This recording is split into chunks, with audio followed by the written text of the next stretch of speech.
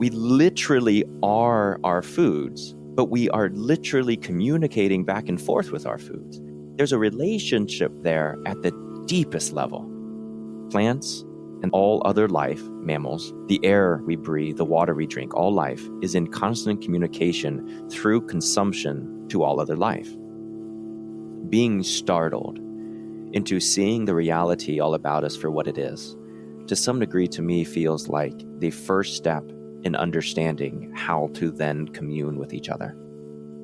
What I've experienced with people is they wake up. It's never the same. When you go through a sacred and ceremonial, consent-based, open field harvest, people shake, they dance, their lives change, their nutrition changes, the way they make decisions change, because they have to, because they met the spirit of death in a bloody way.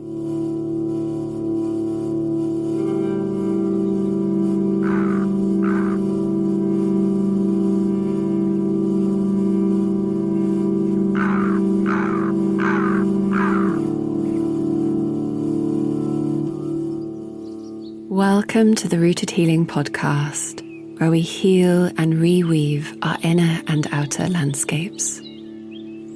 Today's guest is Firth Griffith, a writer, teacher, and land-based practitioner whose work sits at the intersection of ecology, myth, and lived relationship within the natural world.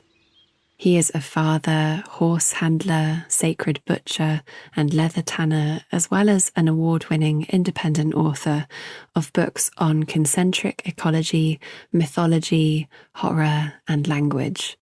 His writing has appeared in publications including The Stockman Grass Farmer, Resilience.org, and the Permaculture Research Institute. His books have received several honours, including Independent Publisher Book of the Year in Fantasy and the National Indie Excellence Award in Nature Writing. Across his books and countless conversations, Firth has challenged many of the assumptions that underpin modern agriculture, food systems, and even contemporary environmentalism.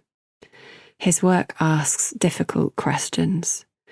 What does it mean to eat with honour? What has been lost when food becomes commodity without consent rather than a relationship? This conversation felt particularly alive for me because last year, our community, we field harvested one of our own cows for the first time. And the experience stirred a lot of reverence, grief, gratitude, responsibility, and many questions that continue to unfold within me around farming, foraging, ways of being. Firth's work offers a language for some of those questions while also opening many more questions. What follows is a conversation about food, consent, ceremony, kinship, grief, foraging, hope, and what it might mean to become fully answerable to the places and beings that feed us.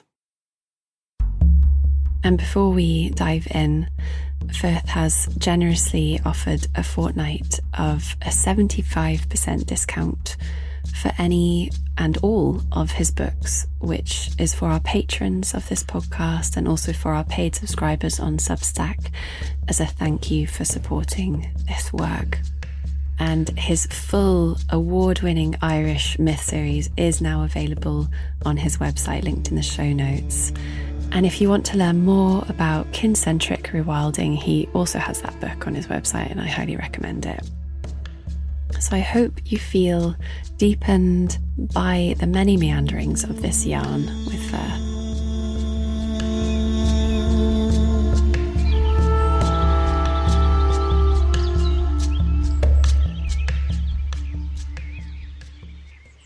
My family, we forage for most of our provisions, our nourishment, and the blackberries are in full bloom.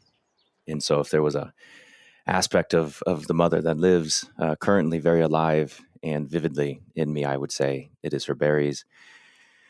We live in a very transitional zone where the Atlantic coastal plain here in the eastern side of the Appalachian Mountains, which is called Senekamaka, to some others we've lost the language of, but it's this transitionary zone when the Atlantic coastal plain, these tidal waters, these very salty waters meet the headwaters, the freshwater streams of the early and rolling, undulating foothills of these very ancient mountains. We perform rhythmically prescribed burns on the property. And the blackberries that come 2 years following the prescribed burn, they are juicy, they are lush, they are massive. Like there's a huge difference between a store-bought berry, as we all know, and a berry you pick fresh off the vine or the branch or the leaf, and the dew is there in the morning or the rain or whatever it is. It's just a totally different experience. It's different nourishment. It's living in a truest sense.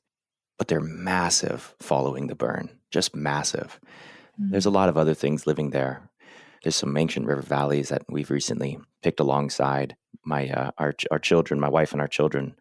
They're 7, 6, just turned 6 and 4. And we were picking blackberries the other day, this marvelous little river vale, and this outcropping of stone kind of shielding our western edge. And this little black bear, I thought it was a cow. This little black bear popped out and looked at us. And we just, for maybe a split second, maybe 1 or 2 seconds total, we just connected. We saw each other. And we both acknowledged, like, yeah, we're both happy. Like, we're exactly where we want to be. And then it pattered off up the river vale and disappeared. So that's what's currently living. Much of your work seems rooted in a profound intimacy with place, being shaped by land through attention, seasonality, nourishment, and very much in participation. And for many of us whose ancestral relationships to place have been fragmented through migration, enclosure, or displacement, what does it actually mean to belong to a landscape again? And as someone who likely has a bioregional microbiome, what role do life ways like foraging and your way of rewilding and farming play in rebuilding that relationship? There's this, I believe he was Lakota, so Plains indigenous man. He has this quote. I think it came from the 1880s, and he was looking at the white settlers here in the Western Hemisphere, generally speaking. And he said, why do you come for our sacred mountains, our flowing rivers, and our places? Don't you have your own? Not to jump too headlong into the heart of the thing, but so many of us don't have our own. My family came over during the Great Famine, 1847.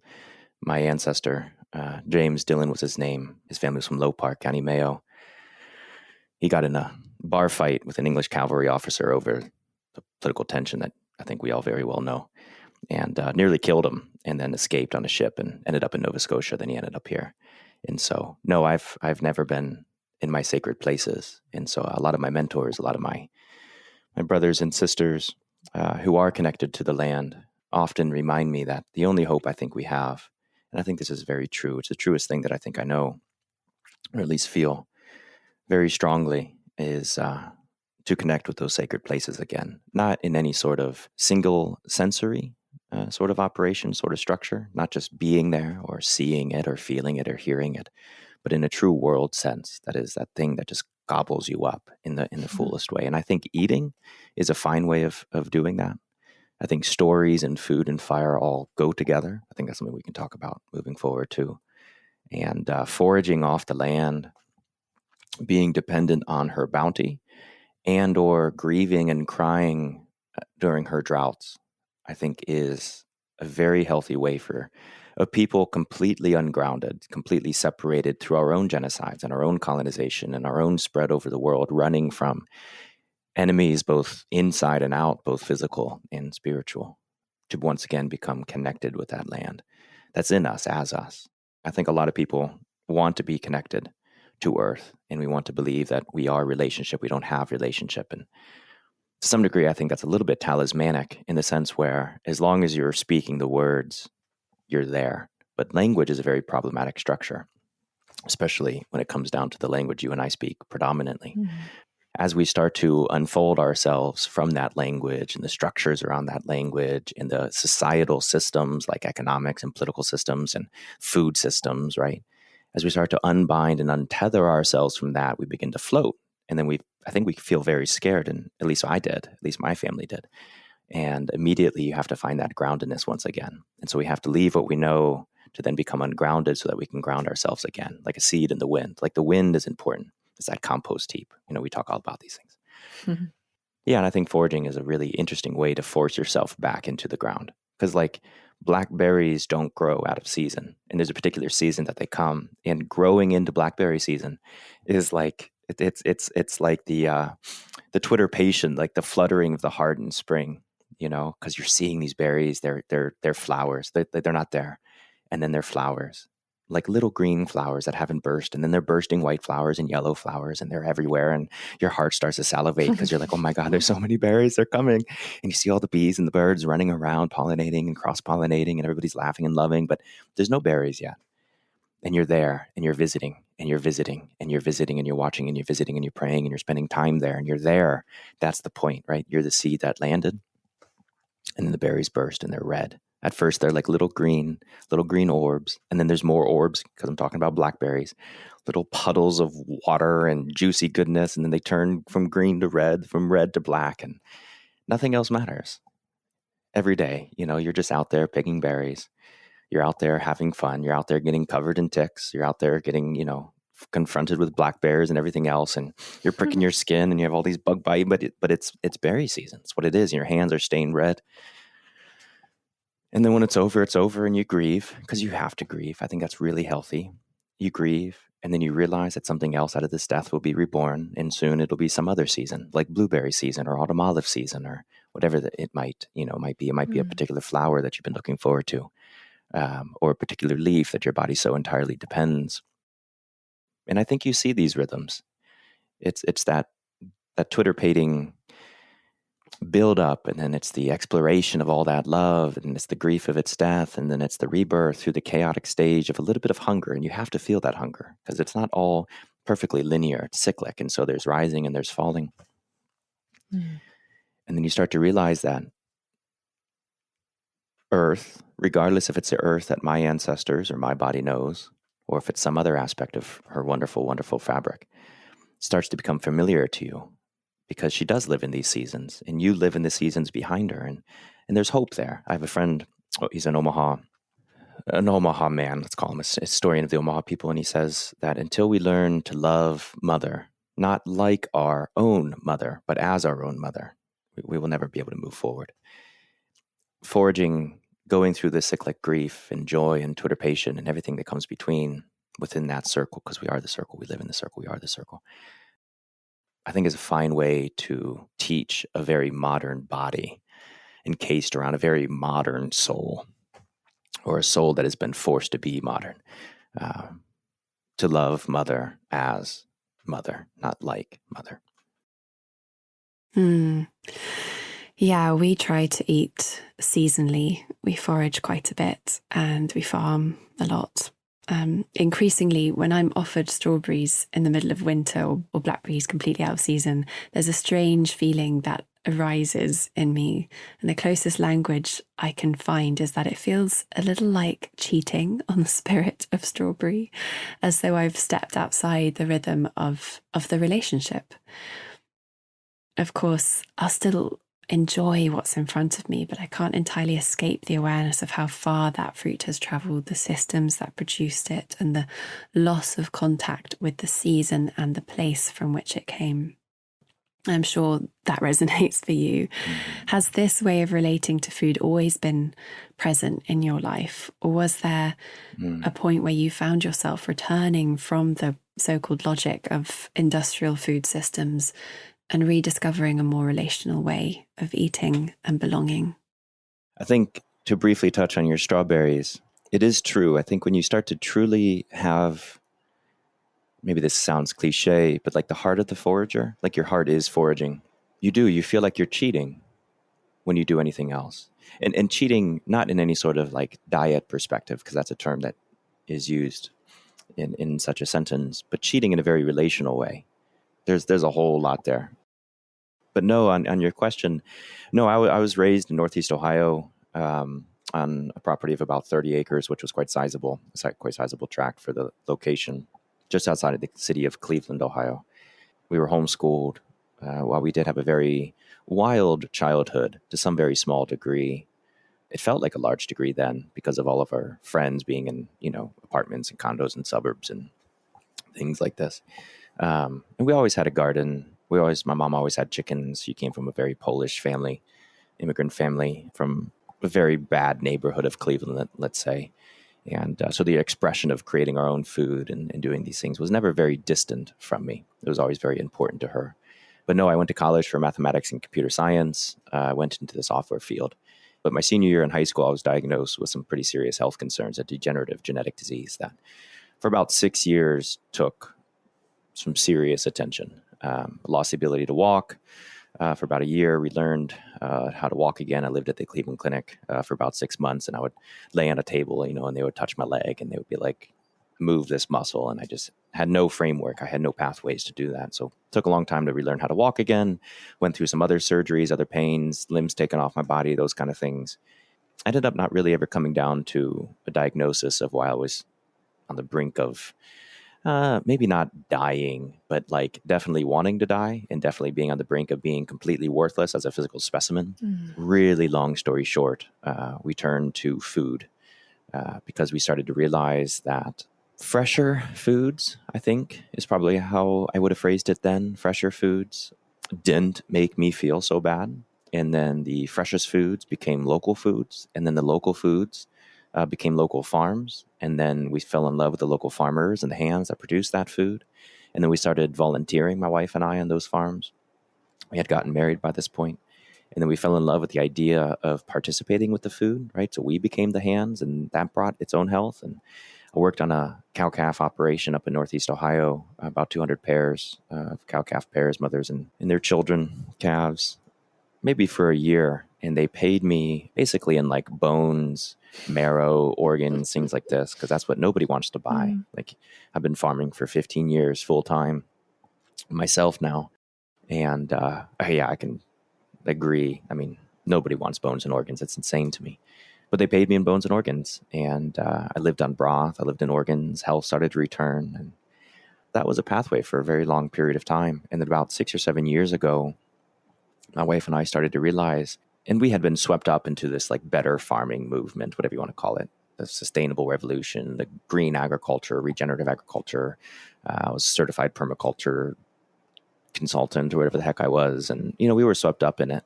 And it's what it needed to be. We were very selfish. And I think that's a very healthy place to start.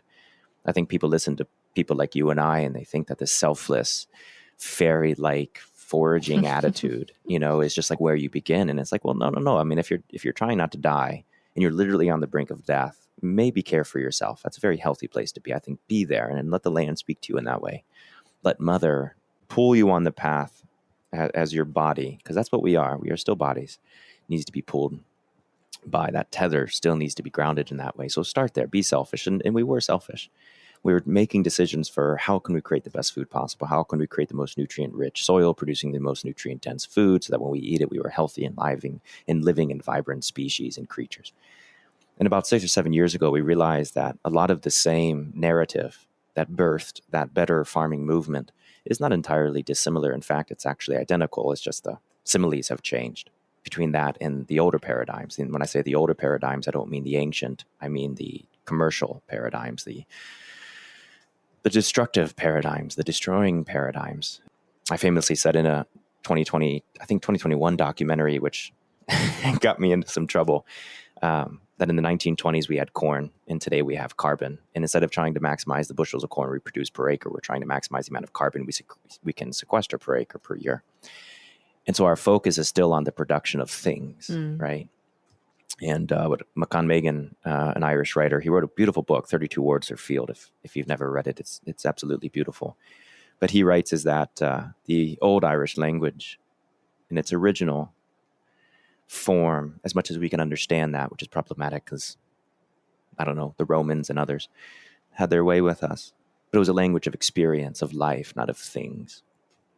Right? And so regenerative agriculture was still an experience of things, carbon, soil, things like this. But the agency, the animacy is lacking, completely lacking. And so for the last 7 years, I've been writing and speaking and traveling and teaching in a much more animistic way, I guess, if that makes sense. And you can't do those things and not forage. So a year and a half ago now, I wrote a book. And in that book, I talked about this combination between the hunter and the husbandman. And the hunter can be the hunter-gatherer or the forager. I don't really care how we use that, but the term hunter-husbandman is easy to remember, and so I used it. And it's that idea that farming or husbandry, to use that term, farming is not necessarily a control-based medium. It doesn't have to be. It is. Very well is. But it doesn't have to be. And so is foraging. Foraging can be a control-based structure of the human experience, right? You walk out, you see blackberries, you eat it, and you have no relationship with the thing. That's just as negative as, in my opinion, as I feel through the thing. It is just as negative as planting thousands of acres and rows of corn of bastardized genetic, species of ancient maize varieties that we just use for biodiesels and cattle rumens and everything else. And so it's our relationship to the thing that matters. That was this realization. Foraging is an aspect of that. Farming is an aspect of that. And so just like my family forages, my wife and I were also like mobile butchers, mobile harvesters. And we work with farmers. We work with obviously our own farm on bringing that. I'm stumbling now because this could open a whole podcast in itself, but it's that sacred consent, which is not implicit in agriculture. That's implicit. Robin Wall-Kimmerer, or a indigenous writer here from Turtle Island, she wrote a book, Braiding Sweetgrass. If you never read it, Gathering Moss is another one. She writes about this honorable harvest, right? This is that sacred consent that I'm talking about. Asking permission, right? When a cow is born, you cut its nuts off because it can't be a bull. It has to be a steer. There's nothing sacred or consenting about that. Agriculture is the opposite of the sacred consent. Regenerative, degenerative, commercial, local, doesn't matter. It's just the opposite of consent. And so it has no sacredness to it. It has nothing honorable about the harvest. And so not just do we forage, but we also teach what we call, sacred harvesting or the sacred consent of harvesting.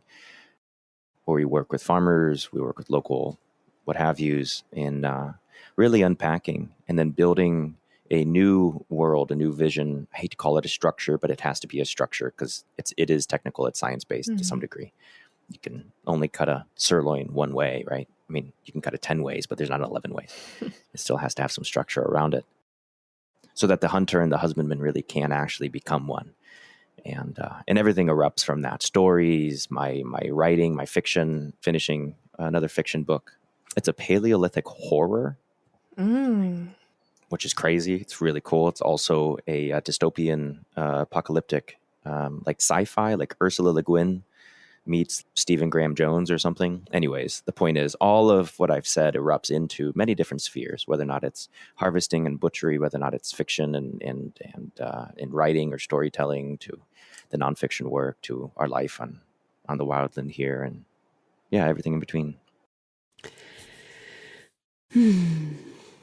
You've written and spoken extensively about what you call sacred consent in harvesting. And this lands particularly close to home for me because our community runs a farm and there is an ongoing exploration and tension, really, of whether to bring field harvesting of the animals back onto the farm rather than sending animals away to an abattoir. And of course, there are legalities and restrictions in this. And we did a field harvest of our cow in autumn. But there are ongoing practical concerns, ethical concerns, emotional concerns. Some people worry it has the potential to be less humane. Others feel strongly called toward a deeper relationship with the full process and to save the animals the stress of going off-site. And if you were sitting with our community as we navigate these thresholds and tensions, what questions would you invite us to ask? And what conditions would need to be present for a harvest to become ceremony rather than slaughter? Yeah. No, that's really big. It's hard. I would say have patience. That's what I would begin with. I would have patience because no matter how much we would like to believe otherwise, we are very modern beings. And it takes time to release that, right? And so have patience, have kindness for your own self, have understanding, live in honor, and have patience, right? So that's first. And let's leave that there at the front. After that, what I would say is I think it's important to reframe what the harvest is. It is ceremony. It is nothing else. Food is ceremony. It is nothing else. And if it is ceremony, and you've done ceremony in any way, ancient, modern, this culture, that, you know how sacred it is. So the harvest food is not just ceremony, but it's entirely sacred. It takes everything from you.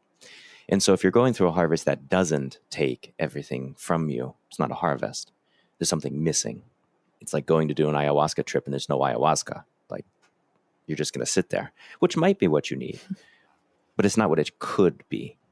Lab-grown mushrooms or something, like whatever you want to throw at. The point is, it's not what it needs to be. It's not living. It's not honorable. And you have to decide whether or not your food should be ceremonial, sacred, and honorable or not, right? So let's now put that decision behind the first one, which is be patient. If you want to look at it scientifically, I wrote about 100 pages in a book I wrote a couple years ago in this regard, and so I'll summarize it very briefly, but there's about 100 pages of science. And there's many ways you can look at it. But over about 20 years worth of scientific peer-reviewed research, maybe 15, 17, 20 different papers that I summarize and pull from, the harvest from an EU, from Western European, from a kosher, from an halal perspective, it's all been studied in every different situation you can possibly come up with. And the interesting thing to look at is it's very hard. I'll make this statement and then I'll step back. It's very hard to measure stress in animals because the second that a white-garbed scientist comes out with a needle and sticks it into your neck, cortisol is produced. So it's obviously going to have stress. The cortisol is produced, the adrenal system is functioning, the fight or flight response, the neural pathways, they're all developed. They understand this. Prey is prey. Predators are predators. Humans are bipedal, narrow-eyed predators. They get it. Even if they love us, something is wrong. There's a needle in my neck. My blood's going elsewhere, right? So cortisol is flowing. The adrenal system is working. So it's very hard to study stress in animals until they're dead. We have to realize that. That's a human limitation of science. I think it's a bad limitation. I think science has unnecessary limitations. I think we can do so much better through spiritual work and other things, but that's a whole other conversation. Now that I've made that comment, let me step back. What we need to realize is intergenerational trauma is accepted, right? Rachel Bowers, Stephanie DeHuda, many other scientists for 15 years now have substantiated this over and over and over. Our own trauma work, your work, we all know this. Intergenerational trauma, it exists. That is to say that memory and the effects of such memory are passed within genes, both DNA and mitochondrial DNA, and it's different in both. Maybe we don't have to get into the details, but there's a lot of details that are interesting there. If you're interested in that, go look it up. Mitochondrial DNA passes the effects of the trauma, DNA passes the trauma itself, and so it's also really interesting as a complete side note, and I hope I don't get too detracted here. It's also the reason I think agriculture is very negative, even if you harvest an entirely different way than we do. That's not sacred. It's not honorable. It's just through the conventional system. It's still, agriculture is still very negative in a consent-based way because the mitochondrial DNA is never worshipped, right? Most ancient cultures, almost all ancient cultures had goddess worship. Most agricultural cultures are goddess worship cultures. The idea of the sacred feminine holding the herd, let's say, together, or the species or the community or the clan or the tribe together is not only sacred, but it's scientifically the only viable way for that culture to move forward. Because if the mitochondrial, I don't mean to now break it only into science, but we can see it through science. This is how I came up with the idea just now. And so it lives in me in this way. But the mitochondrial DNA passes the effects of the trauma, but not the trauma itself. And so if we all just have the effects, but we don't have the memory of the trauma, then we're all just going to be disconnected, running around, having PTSD symptoms for no reason at all. We don't know the reason. But having that matriline in place, having our grandmothers and our mothers and the sacred community of the woman's body and the heart and the soul and her spirit, that brings that connection back together. So not only is intergenerational trauma interesting from a trauma perspective, but it's also interesting from a herd, a clan, a tribe perspective of those matrilines, of that goddess worship idea. Mm. So we accept the fact, let's say, in this conversation that intergenerational trauma, that memories and the effects of memories, which is chemical, can be passed through genetics, DNA and mtDNA, mitochondrial DNA. the question that I was posing many years ago that birthed the idea of a sacred consent, it was originally birthed out of this idea, which is scientific and mathematical. It was, if the chemicals of memory can be passed in your genes, can other chemicals also be passed? So for instance, if the cow is unhappy and you eat that cow, do you inherit its unhappiness? Or if it's serotonin, or if it has dopamine or oxytocin flowing in appropriate levels and balance to its body, do we also inherit that? So not just does your food matter, not just what your food eats matter, but how does your food feel? Does that matter? Right. And so if we take that into account, understanding both spiritually, I think you and I would both agree, spiritually, emotionally, and many other planes, yes, of course, but scientifically, looking at it purely from that lens, it also does seem to matter. Now, that's an interesting place to look at, but what I wanted to do is go one step further. And so I looked at the passage of negative chemicals beyond emotional chemicals like cortisol, let's say, from the animal to the human. And there was a study done in 2020 and 2021. It was the largest nutrient-dense beef study ever conducted in the world. Stefan van Villet, a Swedish scientist, partnered with the Biological Food Association and Fred Provenza and many others from the University of Utah. They're all based in Massachusetts now. And the interesting thing was their earliest find, again, of the largest beef study ever conducted, which, by the way, wasn't just studying the beef. I mean, it was like every single aspect of the study included like the land, the soil, the carbon, the water, the plants that they were eating, the biodiversity, the species of cow, the age. I mean, like just massive study over mass amounts of studyable material. So thousands of land bases and cattle and everything else. The first thing that they found, and so far the only thing that I've known that they've found that's substantiated in a peer-reviewed paper, is that marbled cattle, so cows that are marbled or have marbling in their meat, that is to say they're fat, they're seemingly happy, right? It's good beef. It's what everybody's looking for, even in a grass-fed and grass-finished situation, is early stage ketoacidosis, which is like the cow's about to die, can't live on its own. We've just made cows diabetic. The interesting thing is we're also seeing that people who eat diabetic cows, scientifically speaking, are also inheriting that diabetes. And so if you're eating marbled beef, the probability scientifically, again, I don't have the studies in front of me, so I can't give you a number, but the probability of you developing diabetes is also quite high. So that now we also see that these chemicals are being passed. Illness, disease, right? Dis-ease, the dismembering of balance is also able to be passed from one body to another, from one species to another. So not just inheriting generational trauma, we're also inheriting what I would call special trauma. Right, the trauma that's occurring in the matriline of that cow that you're eating, you are inheriting as your trauma, right? And so I work with a number of different trauma organizations all over the world, nonprofits, in a lot of bombed places, and they're working with the children, and the children have this trauma, but the children are also being fed this aid or these foods that also carry their own trauma. And so we have a vertical trauma. We have a in-place circular type trauma, so the trauma of our own environment. We have the trauma that we've inherited, and we have the trauma that we've been fed. We're literally eating trauma. But getting to harvesting, that those all have different tangents that go into spiral and a wagon wheel of many other places. But to some degree, the hub is the harvest, in my opinion. The hub of that wheel is the harvest. It's our ability to add honor to the ceremony, the sacred ceremony of food and nourishment and communion and community. And it's through this, scientifically speaking, when an animal feels stress during the harvest. So when an animal is pulled from its herd, it feels stress. So that's an option. That's option one. That's the first moment that we can see the stress occurring, when the animal is pulled from the herd. So you pull the animal from the herd, and then you put it in a corral because it has to go into a moving cage, right? A trailer, a lorry. So it gets pulled from the herd, stress, puts in the cattle chute, whatever you want to call it, stress, thrown in a metal clinking cage going at 80 miles an hour, here on our highways. I wonder what your highways look like, but 80 miles an hour on our highways. Then they're driven about 3.5 hours north to Washington, D.C. from where we are located, because that's the closest USDA, United States Department of Agriculture inspected facility, the closest legal facility. And then they're going to be alone. And then some random guy with a shock stick is going to bring them into a concrete cell where there's no food and no water for maybe 12 hours, maybe 24, but definitely 12, so that they empty their bowels and then the bladder. Because as somebody who, just this week, I field harvested maybe 3 or 4 or 5 cows just this last week. And I will tell you, when you're eviscerating a cow in a field and you're trying not to contaminate all the meat so that somebody else can eat it, 30 pounds of, excuse my language, but just like 30 pounds of cow shit it's very hard to work with. I get why they do this. Another layer of stress, right? And they get brought out by these unbelievably angry people who are working in 100, 105 degree heat, killing tens and tens and tens of cows a day that they have no relationship with. So you have the emotional, the spiritual weight of that process heavily bearing on them, which is then transferring to all the other species, the conscious and unconscious species all around them. Living and the non-living does not matter. Stress is there again. They get put into a guillotine, right, where their head goes through this chute that then goes really loud. It's horrible. It's a horrible noise. Squishes their neck so they can't move, but then they start to back up because that's what cows do. A lot of prey animals, when they get startled, they back up. Pigs are hard to fence because when they get startled, they go forward.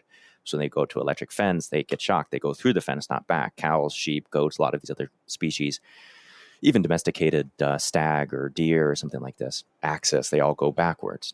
And so as soon as the cow's head starts to get squished in this guillotine, this chute, so that it becomes immobile, it starts to back up. Well, then the second guillotine, or a second pad, a hydraulic pad, I should call it, pushes them forward, right? So now they're getting squeezed in their neck, their back, their butt's getting squished up their spine into their stomach so that they can't move, and it's all hugged and tight. And again, this is like the 6th, 7th, 8th, I don't even know how many, like, periods of stress this animal has to go through. So the point is, in this system, the second the cow is pulled out of the herd, stress is built, and it's never been able to unbuild. That's very important. Stress is not a bad thing.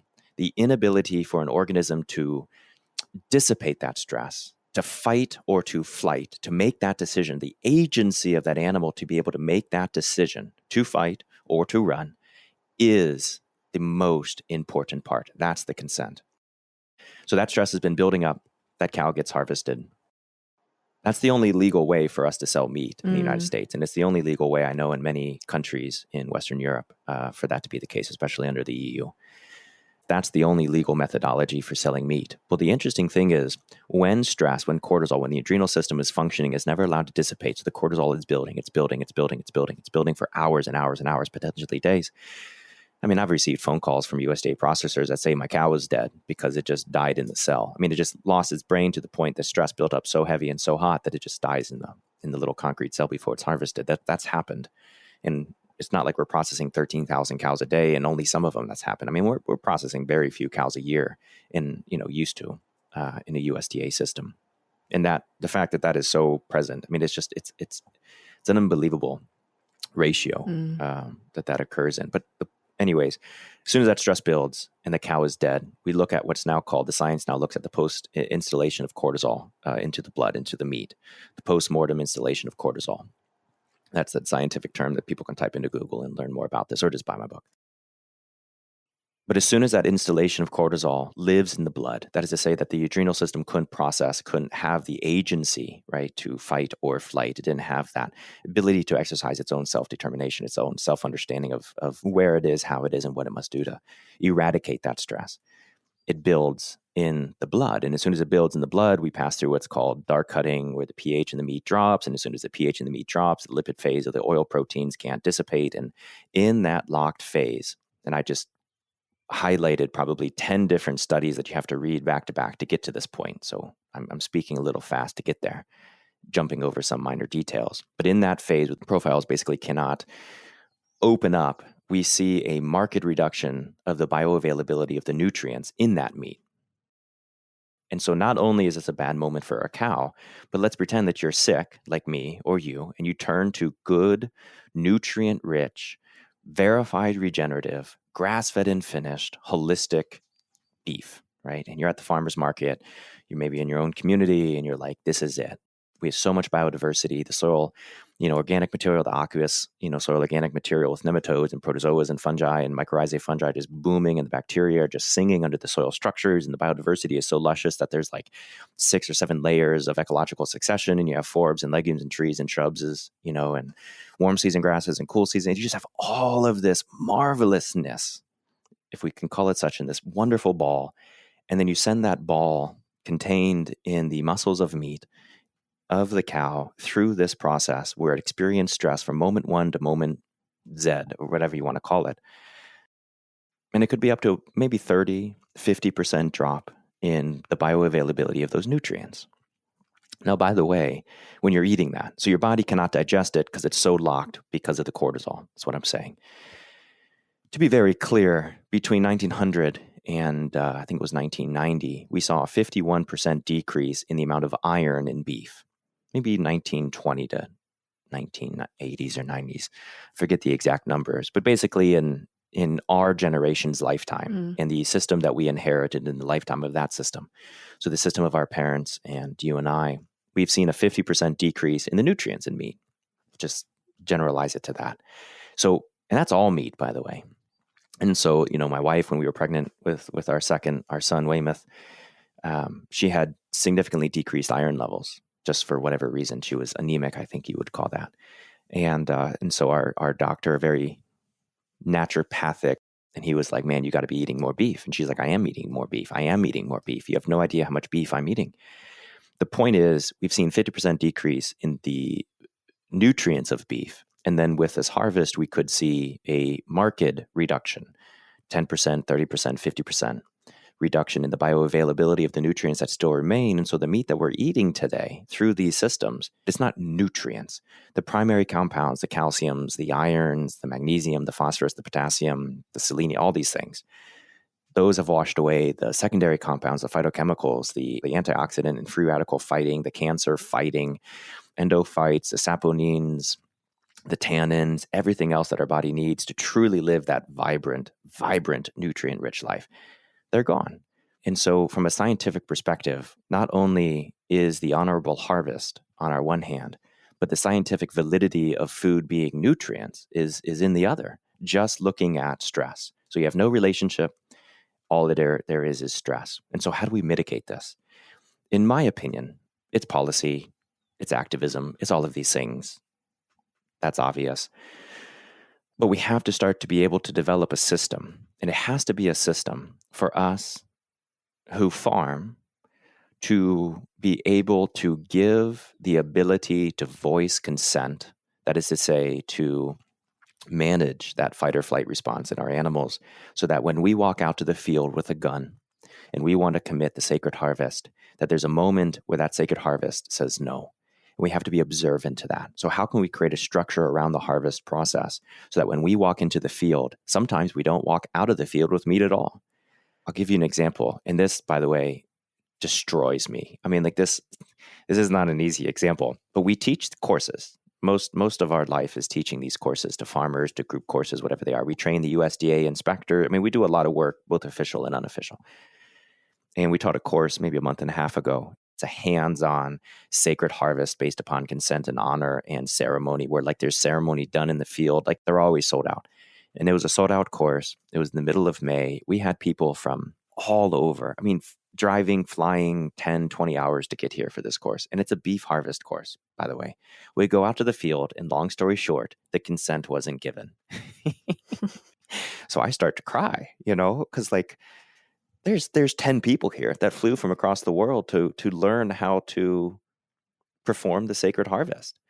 And it was a bull, and it looked at us, and it says no. This is a sense of animism. You have to accept this, which I know you do, but I don't know about our listeners.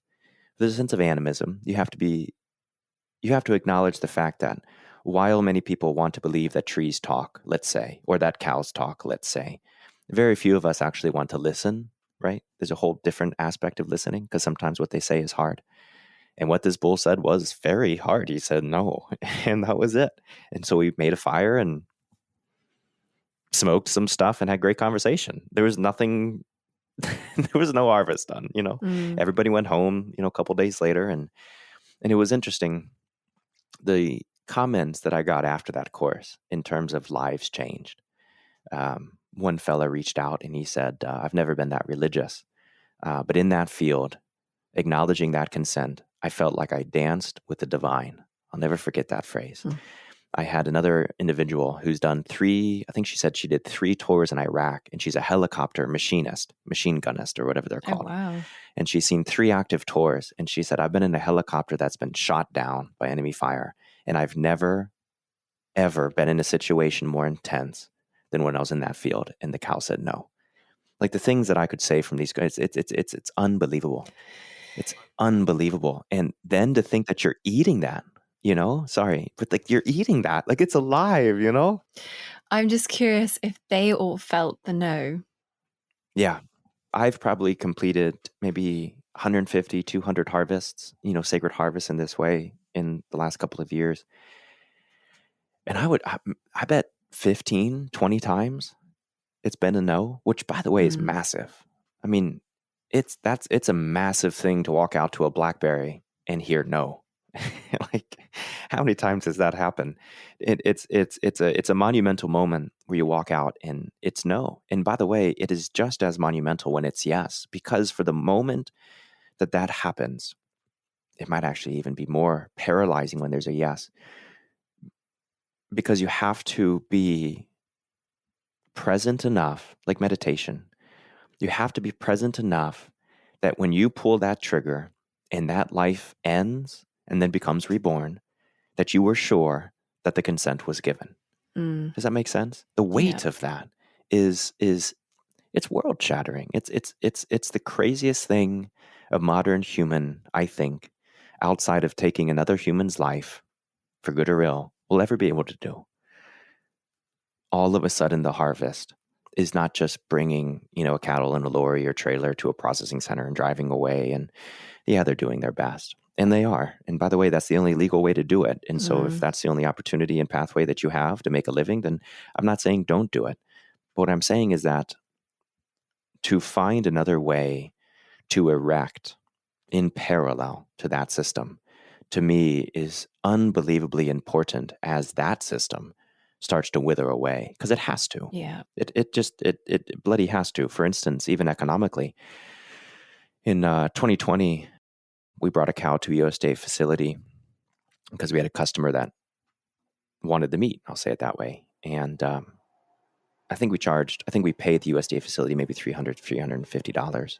We brought another cow to a facility this past year. Another customer wanted basically retail cuts. And so the only way to do that is through this system. I think we paid $950. So a market 3-time increase in just a couple of years. The system is withering away and they're not making any money. It's very hard business to run, and the regulations and everything else is very difficult as well. Anyways, the point is, I think it's withering away, and so we have to have something to replace it. I think that's very important. And I think the more of us that can participate in this process, even if you don't want to become a butcher, participating in the harvest of your meat, it's different. I'll say it that way. It's life-changing and it's very different. It's something I feel a lot of fear around, if I'm honest. And yet I also have a deep sense that right relationship requires greater intimacy with the full cycle of life and death. Yeah. Certainly than most of us have been afforded. Last year, like I've said, our community harvested one of our own cows, and it really affirmed something in me. Since then, I felt increasingly called towards deeper participation, while also recognizing how much responsibility comes with that. And I notice a knot in my stomach also when this conversation becomes too binary. Perhaps that's partly because of the context I live within. Here in the UK, there are still some very small-scale family-run slaughterhouses operating with a high level of care. I had a tour at the one we currently use for our sheep, and I was shown around by the owner, who spoke about the animals, the farmers, and his family's work with what I felt was genuine compassion and responsibility. And by law, a vet is involved throughout the process. Now, I completely understand that what you're describing is larger than welfare standards or good intentions. You're pointing toward relationship, sacred consent and participation. But for those of us navigating these questions within existing systems, how do we honour the care that is present without losing sight of the deeper transformation you're calling us toward, whilst also living well and not getting completely overwhelmed by what nourishes us? Yeah, it's hard. It's really hard. I see what you're saying, and I respect deeply, you pushing on that. Much of your work begins with loss, and I can feel that in my body. This ecological loss, cultural loss, relational loss, loss of story, language, belonging. And in a time when many people feel overwhelmed by climate collapse, and fragmentation, a huge amount of collective grief. Where do you locate genuine hope, a deeper hope that can sustain us through uncertainty? Yeah. A dear friend of mine, my sister Shaleta Zany, she's a Mokopona of the Waitaha people, the Maori, the water people of the Maori. She talks often to me about this idea of vakapapa. Some people say wakapapa. But it's the idea of lineage. It's the concept of this family tree, this interconnectedness with the land, the Wenawa, as they call it, and history. So it's your lineage, it's the land's lineage, and that history all woven together in this understanding of ancestors and place, as I understand it. And so when we think about relationship, I think it's really important to think about a weave or a circle, right? There's a lot of ways to look at this. But in that weave, in that circle, members exist. You exist, I exist. Another friend of mine, his name is Wankapetopa. He's a pipe carrier of the Lakota people. He's an Aglala. And I was in conversation with him a couple years ago, and I was in the middle of writing that book on Kincentric Rewilding. And I think at the time I saw humanity at a precipice. And at the time, like I do now, my wife and I, we had 3 kids. And I was looking at the land, and I was looking over this precipice, doing a little bit of dream work, I guess. And the vision that I saw was not a good vision. There's no difference between me looking at my son or my daughters, holding them up to my face now, in the moment, while the precipice is still far off, because we don't live in complete collapse yet, right? We still have water.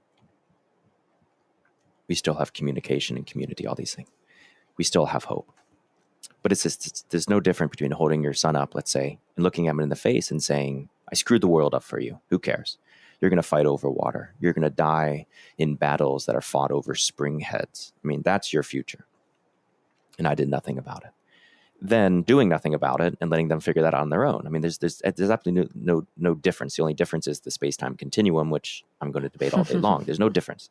Life is cyclic, and so time is cyclic. And so there's no difference between having that happen in the future and manifesting that in the present. I do not believe there's a difference. And I was dealing with that. And I was in conversations with my friend, the pipe carrier of the Lakota, the Wankapetopa. And he said, Dana, I think you're totally misunderstanding the thing. He says, your hope is in the fact, or is locked within the fact that you can change. You can do something, right? We have there's material validity to our existence. And he says, no, it's not like that at all. According to our traditions, it's about being which you are and no more. It's about being human. It's about living your genius. There's so many ways of seeing that. What he said was, instead of finding hope in an outcome, you find hope in simply being human, what Creator put you on this earth to do. And that might not be to do X or to do Y or to do Z. It might not be these things, but it's to be in relationship with yourself, with the land, in the history of both, right? This is that Vakapana, my Waitaha, the Maori understanding of true health, true balance that I mentioned earlier. And I think that's really important when you're starting to jump into the ideas of relationship in the hope that is just flowing right in that moment when that relationship is actually had. European colonization of the Western Hemisphere, plains, indigenous peoples, their foodways, genocide, agency systems, reservation systems, Indian schools, etc. The complete eradication and colonization of an entire continent's lifeways, existence, culture, etc. And Sitting Bull was one of the leaders of the rebellion, if you will, where for 20 or 30 years he was a chief of the Lakota peoples. And for 10, 15, maybe 20 years, I think, he resisted the American arm of colonization, let's say, the genocide, the forced eradication of the buffalo and everything else. And he resisted the agency system. He resisted the Indian schools. And his people starved to death. Many of them died from literally starving to death. They left their homelands. They went north to the Blackfeet and lived with the Pekuni for a while, came back south to live in their lands. Well, at the end of it, few were left, right? Complete genocide, complete starvation, complete death. Their resistance was death, right? It had no potential for winning against General Custer and the spread of manifest destiny of colonization, everything else. He was going to lose. He knew he was going to lose, and he lost. Living on a reservation now, a couple days before he died, a reporter sits him down. Sitting Bull's name is Tatanka Yotake, the bull who sits. I guess you could translate that. Tatanka Yotake. And he sits Tatanka Yotake down and he asks why. The reporter, he asks why. Why did you do these things? Why did you fight and fight and fight, knowing all the while that you weren't going to win? Why did you continue to resist the reservation systems, American colonialism, this manifest destiny, the spread of pioneers and everything else, knowing that you had no food, knowing that you could only lose? Why did you do it? And he looked at the reporter, and I can only say this with a massive smile on my face. He said, because I'm human. That was it. That was all the rationality he needed, because I'm human. And I think a lot of us today, especially the ungrounded ones like myself, whose ancestors fled their own genocide, I think we want to overcomplicate the matter. I think it's so very modern of us. It's not human of us. I think there's a huge difference. Everybody wants to say that it's very human of us to commit wars and do other. No. It's very modern of us. Humanity is not the problem. Modernity is the problem. Industrialism, industrial capitalism, and greed and selfishness. These are the problems. They're the lack of virtues or value, but they're the lack of memory. They're the lack of language. It's the imposing of new language, all mental structures, world views over world senses, and all of these things. Those are the problems. But to be human, that is so simple. There's hope there. The hope of Sitting Bull, Tatanka Yotake, the hope of my friend Ohankape Topa, the hope of my friend Shalete Zane that she's talking about, Waka Papa. All of it leads to this idea of hope through relationship, through simply just being in place. And so what does it mean for a human to be in place? That's to some degree what the book that I wrote about Kincentric Rewilding is all about. How do we be human in a world that is so bloody toxic that by simply existing, it feels like all we're doing is killing and killing ourselves, right? Because I know a lot of people who hunt, and I have a lot of conversations with people who hunt. But unless you're talking about axis deer on the island of Maui or Hawaii, most of the deer meat, if you were to study it, is so laced with pesticides. And I mean, bear, deer, doesn't matter, elk, moose, pronghorn, no matter where you're hunting. It's so laced with the chemicals of modern industrial agriculture because we've so denuded the wild places. And so the deer are the only food that they really have because our forests aren't the forests that they've evolved with. They're overgrown, they're cluttered, there's no fire, etc. The trees are not old, wise mothers. They're young daughters with no mothers at all. Like that's our forest. And so the trees, or the deer, what do? They go into the agricultural landscapes. They eat the corn, they eat the soy, they eat the wheat, they eat the barley, they eat the oats. All of these things are genetically modified. All these things are sprayed in paraquat and grazon and 2,4-D and, glyphosate and the pesticides and the fungicides to keep the bugs and the slugs and everything else away, and the mold and the mushrooms, and all of these things are slowly killing the populations of our wild prey. And so when we hunt it, that's what we're eating. And so how do we live in a world where the hunter, right, is honorable and the husbandman is not, whereas the hunter is eating only chemical laced foods and the husbandman is trying their best to not eat those chemically laced foods? So it's a very complex situation, an unbelievably sad world. Where's the hope of regeneration and true relationship? It's that release. It's not dishonoring your past, but it's the release that you don't have to be modern. That you don't have to hold on to that which is salient. Like that which is everywhere and omnipresent all around us, this modernity, this industrialism, this greed, this war, this billionaire mindset, all of these. You don't actually have to hold on to any of that. Like go pick blackberries. And I talk to a lot of people. I speak in many different iterations, cities, rural communities, to farmers, to eaters, to everybody in between. I keynoted the USDA's annual conference last year. So literally everybody in between. And I always tell people, in my opinion, to start this idea of kincentric rewilding. It's not to forego the domestic among us. Humans, like modern humans, are to our ancestors what like poodles are to wolves. And if you don't think that is true, you can't find health, right? So for us to say sheep, get out of the way, us humans now know that, what to do. I mean, that doesn't make any sense. We are the poodles. We're worse than sheep. You turn off our air conditioning, you take away plastic packaged food, and most of us die, right? We are worse than sheep. Sheep can survive better than a human can survive in the wild. I've seen it. Absolutely, 100%. I can say that with full confidence, right? And so how do we as modern humans, these poodles compared to wolves, look at the domestic others all around us that we have colonized, that we have put into cages, that we have genetically bred to only produce fat and not healthy babies? How do we as a community of life move forward, right? So rewilding is the expulsion of all of that, right? It just take everything that's modern and get the hell out. And I love you, but that's all it is. Kincentric rewilding, to my estimations, in my opinion, is the autonomous acceptance of the basic conditions as they are, right? So in blackberry season, you eat blackberries. In beech season, so in the early spring, when the American beech sprouts its many leaves, right? That's what you eat.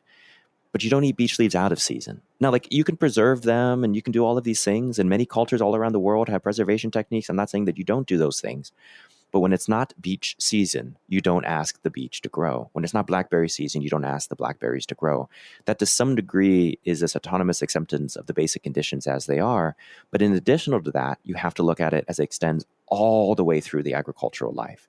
The lens that allows us to see the world from an agricultural perspective, which is to say the harvest. Just because you walk out there with a gun doesn't mean the deer or the cow dies. I've had conversations with hunters up in Alberta, Canada, where they said, Daniel, I don't understand this consent or kincentric thing, because if I'm hunting and I've been out there for 2 days and I see an elk, it's going to die. Absolutely, I'm not going to miss. The point is, if all life is living, all life has agency, just like you have agency, just like I have agency. And if all life is living and has agency, it has self-determination, it has self-direction, and it has a decision-making process that it undergoes in order to live a balanced, healthy life, just as I have a decision-making process that allows me to go a balanced and healthy life. It can meditate. It has emotions. It has a life. It has a soul. It has an understanding of death and life and birth and family and lineage. It has an understanding of all of these things. And by the way, scientifically, we also know that this is true. Not that we need the science, but scientifically, we know it's true. Anthony Yoon, a social evolutionary biologist from Stanford, back in 2001, I believe, generated what's called the xenohormesis hypothesis. It's interesting. The xenohormesis hypothesis hypothesizes, that's all it is right now, but like we need it to be anything else, that plants and that all other life, mammals, etc., the air we breathe, the water we drink, all life is in constant communication through consumption to all other life. And what that means is they were studying resveratrol, which is a chemical produced during wine production. And it's a non-nutritive chemical that's produced during wine production from the grapes that has nothing to do with either fermentation, taste, flavor, or nutrients in any way. Amino acids, proteins, fibers, calories, carbs, whatever. Like, no matter if you look at it from this perspective or that, it's just a packet of non-nutritive value. That's what we call the xenohormesis hypothesis. The interesting thing is, as you study that packet, that non-nutritive packet, what you start to see is that packet has effects on the organism that consumed that original food.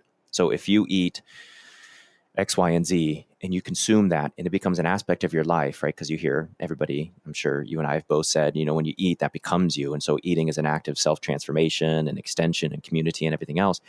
But it's also an act of conversation, right? So for instance, when a beech leaf grows in the springtime and you eat it, that beech leaf, through this xenohormesis hypothesis, through this non-nutritive packet of information, tells you, the consumer, what you need to know in order to stay alive, or maybe how to be balanced. So that packet of information might literally tell you that the spring is here, but she's not going to stay, and we're going to have a late frost. And your body, maybe its metabolism or some other process that we can study, will change because you ate that beech leaf, because the beech leaf in that non-nutritive information packet told your body to change. So our bodies are literally changing based upon the recommendations that are given to us in these non-nutritive packets from our food, right? We literally are our foods, but we are literally communicating back and forth with our foods. Like, there's a relationship there at the deepest level. And so when you eat out of season, or if you eat an angry cow, no matter how good the processing center is, I don't care. Like, you took it away from its family, right? As soon as you took it away from its family, I can just see this stubborn little bull. My information is mine. I could just see that because I could be that.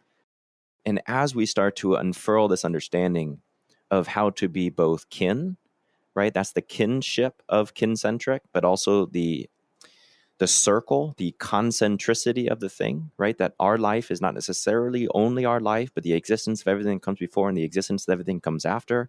How do we work together as kin and as kin in a circle that feeds itself, that loves itself, that is itself, that knows itself, that it can continually transforms itself into what it needs to be through consumption, through love, through meditation, through honor, through consent, through harvesting, through visiting, through sitting, all of these things. In medicine, out of medicine, doesn't matter, in ceremony or out of it. How does that move forward? That is what I'm concerned with in this. Agriculture is an aspect of that conversation. Spirituality and theology is an aspect of that conversation. The Hopi, indigenous peoples out of New Mexico and Arizona, their entire culture is based, if I could summarize it way too generally down to this one salient point, which is live in the harshest climate so that they don't ever forget that they need God and need each other. Now, that God happens to be a goddess, and she's also a spider woman, which is freaking awesome. But we need that horizontal and that vertical. And so what if the modern climate catastrophe that we see as this massive problem, right, and all the other problems of this world is only an aspect of our world letting us know that she's just fine, because I think she is, that we're the ones eradicating ourselves. In our worst day, we might just blow off the epidermis of her skin and nothing more. She'll be fine. But what we need to do is come back into that horizontal and vertical relationship again. And to me, that's powerful. It's overwhelming. It's hard. And at the same time, it is so simple. It's so simple. It's listening. And like I said earlier, when I speak to people very broadly, I say, go for a walk. And when you go for a walk, I don't care if it's down the hallway of your apartment or down a rural road like we live in the middle of nowhere in Appalachia. Go for a walk, and I want you to walk from point A to point B. And just like Thoreau says, I don't want you to have a destination in sight. Just go for a walk. And when it feels right to turn around and walk all the way back. And don't do anything different. Just go for that walk, turn around, come back. And then at the end of your walk, when it's all concluded, I want you to add some consciousness to your heart and to your mind. And I want you to ask the question, how many people or souls or life or cousins or kin did you pass? How many did you notice? And why didn't you talk to a single one of them? And if you can undergo that practice, what you start to realize is when you go for a walk, when you sit down at a table, when you go berry picking in a burnt clear cut, picking blackberry, like, everything becomes so freaking alive, so abundant, so yelling in happiness and joy and peace and grief and pain. You can't but live in that way. Yeah, Robin Wall Kimmerer speaks about this grammar of animacy that I know you also write a lot about. A language capable of recognizing the aliveness of the world around us. And listening to your work, it feels as though you're inviting people to inhabit an entirely different perception of reality. Yeah. Many listeners will be deeply moved by what you're describing, but they'll also feel the distance between their lives and yours. They may live in cities or in villages. They may not have land. They may not hunt or forage or farm and rely completely on the food systems around them. So if someone wanted to begin restoring right relationship with the living world right now, where would you invite them to start? Yeah, the accessibility is interesting. The Maori, they have a saying that as far as you can throw your net, Mother will feed you. And we've surely created a world where if you were to throw that net, you wouldn't get much food. And so I think it's very implicit. It's a fine assumption that my words are inaccessible because we've made them so. And I think that's really important. When you're looking at relationship, when you're looking at kinship, when you're looking at the two and the four-leggeds and the winged and all of our other cousins around us, the vegetative and the flowing and the bubbling and the swirling, if that's not accessible, it's because we made them so. It's not because they are implicitly not accessible. And so when I ask, or when people ask, what do I do? Or what then do we do? Slowly, patiently, kindly, humbly, honorably, question what in our life has made that life inaccessible to me now. Good friend of mine, Taylor Keene, Omaha wisdom carrier, if you will. He always jokes. He says, my people, We come from the Ohio River Valley, and now they live in Nebraska, Omaha, Nebraska, is what is considered their homeland, their modern homeland. He goes, but we've only been here for 800 years. We're migrants into this land. And so when we have questions, we ask the Pawnee. They've been here for 3,000. And so when we have questions, we ask the Pawnee. If the Omaha at 800 years barely even know the questions to ask, and the Pawnee at 3,000 maybe don't have the answer, but they know the questions, your 5 years worth of medicine study is the beginning of the beginning of the beginning of the beginning. That's beautiful. That's fine. That's joyous. That's everything it needs to be. Yod He Vav He is derived from the Hebrew word chaya, which literally means to be. And the spelling, that is to say, the combination of the 4 consonants, Yod He Vav He, these are letters in the in the ancient Hebrew alphabet, is literally a combination of the past, present, and future tense of the root verb. So the idea of God in the original Jewish understanding, Yod He Vav He, is the verb chaya, meaning to be, in the past, the present, and the future. So it's life in the truest sense, past space-time, past, present, and future in this circle. Maybe that's interesting. The Anishinaabe people, the indigenous peoples of the Great Lakes region here in Turtle Island, Western Hemisphere, etc., they speak a language, Bodawad Minwen. In Bodawad Minwen, it's Robin Wall Kimmerer writes a lot about this. Patty Querick, another Anishinaabe woman, she writes a book, Becoming Kin is her book. She writes about this as well. Many speak about this concept. So Yod He Vav He, to be, we modernize that to Yahweh. But in Anishinaabe, in their language, Bodawad Minwen, they have the term Yahweh, Y-A-W-E, Yahweh, pronounced just like that. And it literally means that which is alive. It's like to be. Describes things that have life, right? So the connection there is really interesting. And then you have the Plains peoples, Wakanda, the great mystery of the Omaha, the god, Wakantanka, the Lakota, and the general Setisakawi. So the modern Sioux, so the Dakota, and the Lakota, and others. This creative spirit, whatever that is.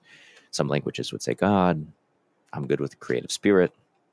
But it's that connection to source that allows us to then be who we are. So not just is the landscape inaccessible, but we in our modern culture have made gods of ourselves. We've made industry gods. We've made money gods. Even if you don't want to practice any sort of definitive religion, the idea of God, this original source, this divine inspiration, 1937 to 1939, the Irish government sent 50,000 school children, I think 10 and under, back into their communities. And for a week straight, they had them interview the oldest in their community, the oldest, like, elders. Do you know this? Have you heard this? Yeah. Yeah. It's what's it called? The Balyokan Nuskol, I think. Balyokan Nuskol, I think is what it's called. Which I think translates to something like school collection or something. But the Pleiades star cluster, if you just think about this from the wheel of time, the Irish, or generally the general Western hemisphere based, and definitely Irish, a little bit of Welsh, definitely Britannic, or whatever you want to call it. A little bit in Alba there too. The wheel of time with Samhain, or the end of the year, the darkness of the year being the beginning, and then May or Bethania being the spring, the beginning of the year, the male side of the year, if you will, the light. You have these two pivots, these two polar sides. And the interesting is the Pleiades star cluster in the Northern Hemisphere runs with these two things. But the interesting thing is Pleiades, the star cluster, one of these school children I found, there's 1,200 volumes of handwritten journals that the Balyokan Nuskol has collected from 1937 to 1939. And one of the children, in interviewing one of the elders of their community, wrote of the Pleiades star cluster being called the Droylin, or the Droylin.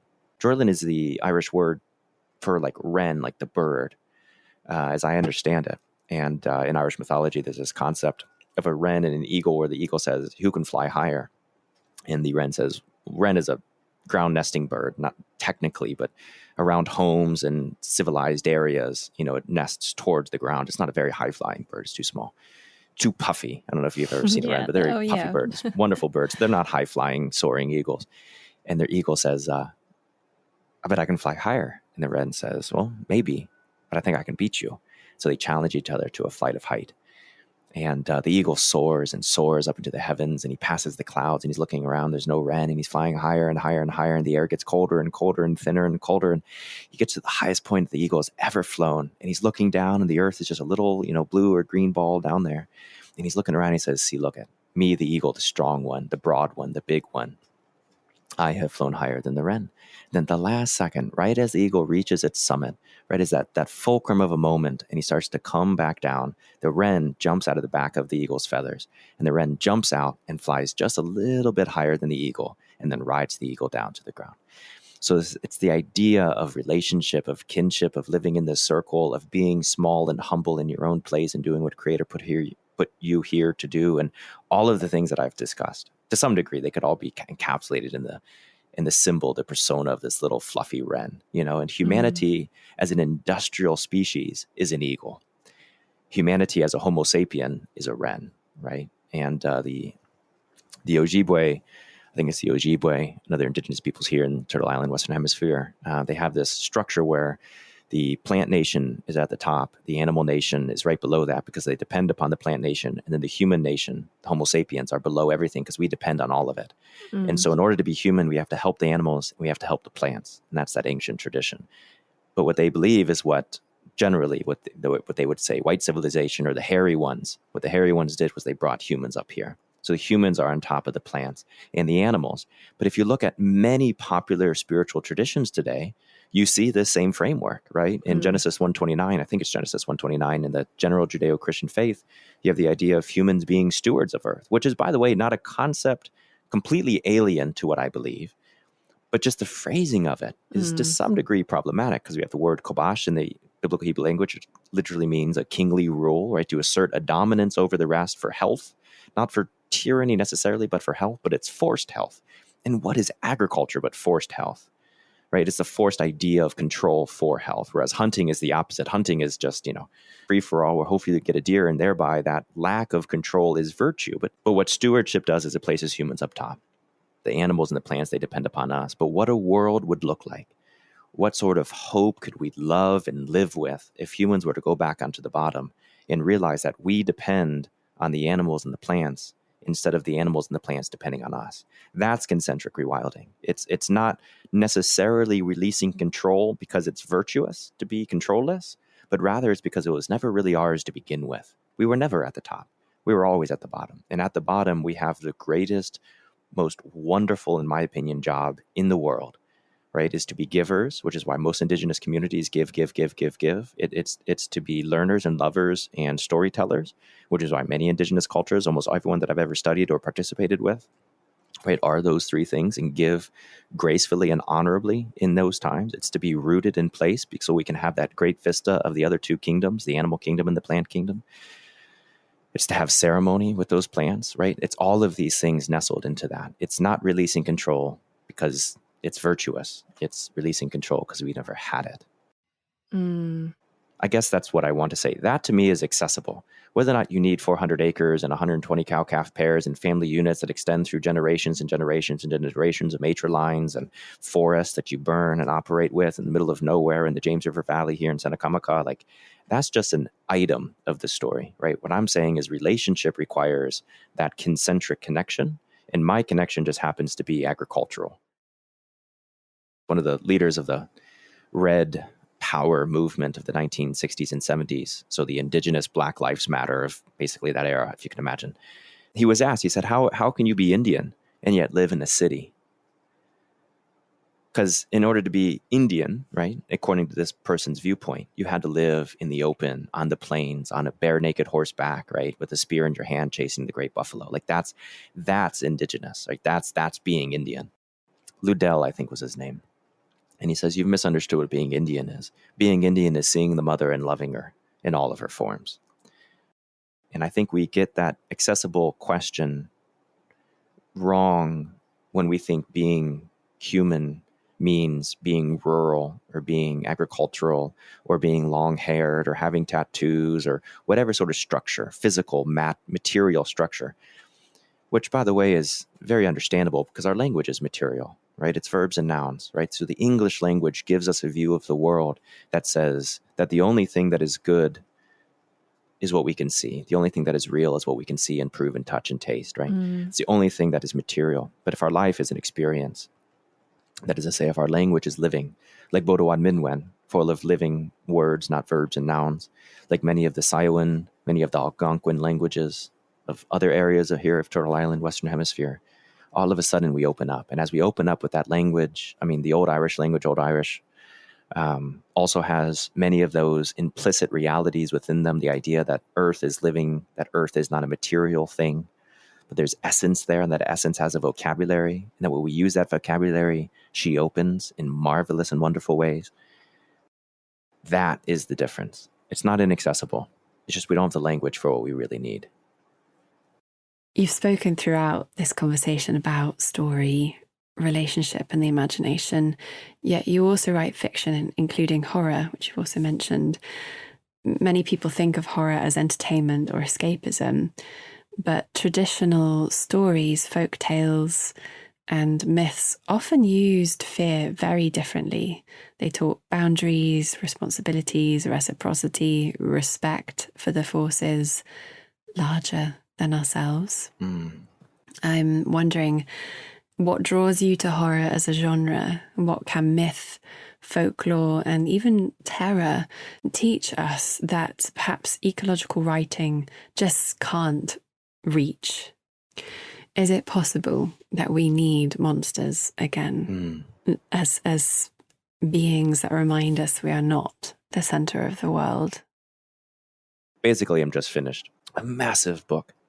So we have the mythological, right? We have the stories rooted in our ecotone, both in our own bodies, the soil of our own bodies, but also the soil around us. But so many of us don't live in that soil anymore, or maybe the soil doesn't recognize us anymore because of who we are and the language we speak and everything else. Regardless if you're in place or out of place, regardless, we're not connected, we're not rooted.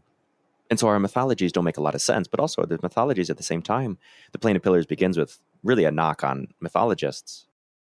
And what is very clear to me is Irish history as we have it, to some degree, the oldest versions of it, the older tales, so like the tales of the invasions and everything else, is whatever we call them. They're a climate calendar, and I'm convinced of it.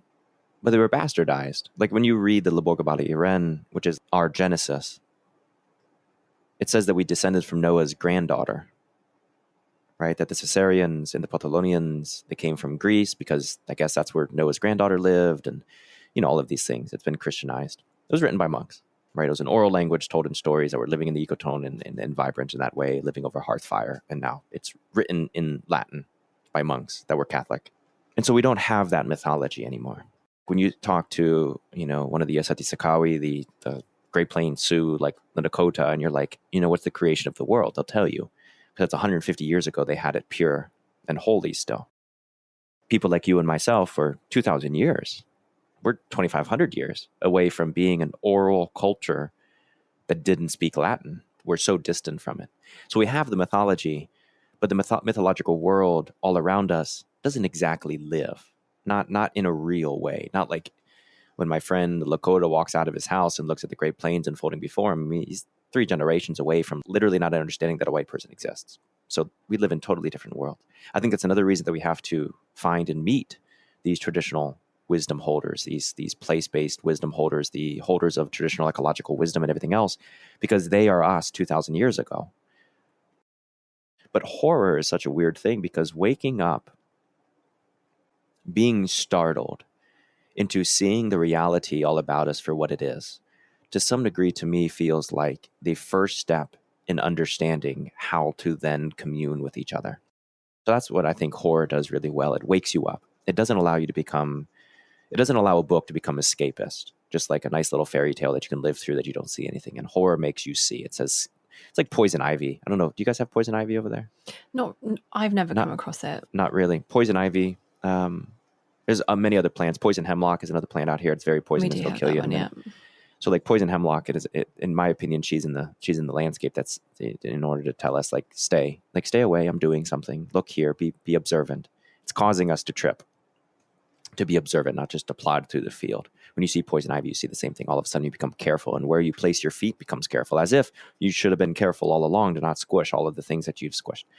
Wake us up. That's the most important thing. The harvest, what I've experienced with people is they wake up. It's never the same. It's never the same. Like when you go through a sacred and ceremonial, consent-based, open field harvest, people shake, they dance, their lives change, their nutrition changes, the way they make decisions change, because they have to, because they met the spirit of death in a bloody way. Blood, I always talk about it like glitter. Grief and glitter, you can't just wash it away. You can't just stick your hands in a sink and wash it away. Like the glitter stays. Like you can never really get all that freaking glitter off. The same thing with blood. Like your hands are going to smell bloody for days. As if that's earth, that's mothers reminding us, that's the divine great mystery, the spirit reminding us. It's like coming down off of ceremony.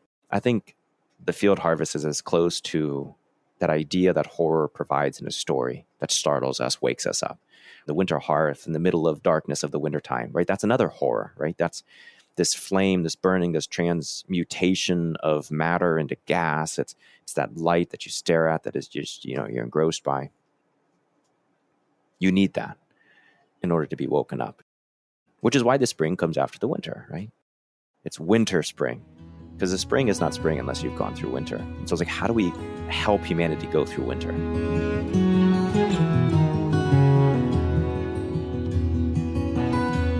Well, thank you so much, Firth. I really appreciate and admire the work you're weaving in the world. Thank you. I have followed Rooted Healing's work for many years. I really respect the work that you guys do and the conversations that you guys foster and have. And I count it an unbelievable privilege, a rich blessing to be one little leaf on your wonderful tree. Thank you. I really do. I appreciate it.